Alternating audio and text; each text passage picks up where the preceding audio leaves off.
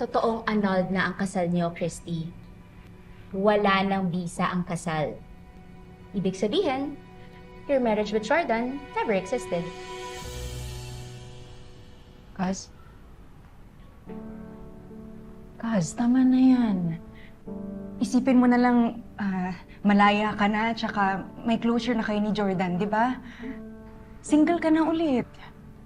Kahit na, hindi pa rin ako solve sa nangyayari sa buhay mo.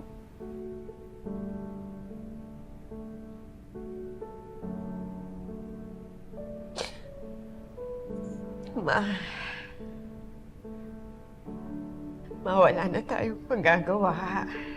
Wala kasi wala kang ginawa. Hindi ka lumaban. Hinayaan mo lang sila na makuha ko anong gusto nila. How can you say, Christy, na walang bisa ang kasal niyo ni Jordan? After all that you have gone through.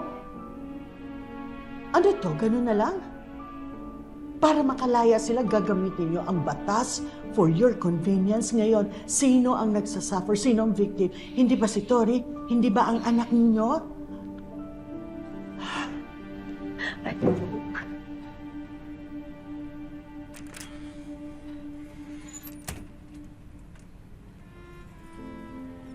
Tama ba itong ginagawa ko? Pinagbigyan ko na mawalang visa yung kasal kahit naman alam ko na yung totoo. Hindi ito yung totoong gusto ko. Pinag-usapan na natin to nun, di ba? Tsaka, ayan o, wala ka naman na rin magagawa eh. I know that.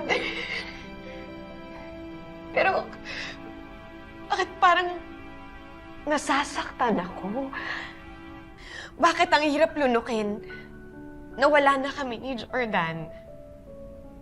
Na hindi nangyaring kasal namin, hindi naging totoo yun?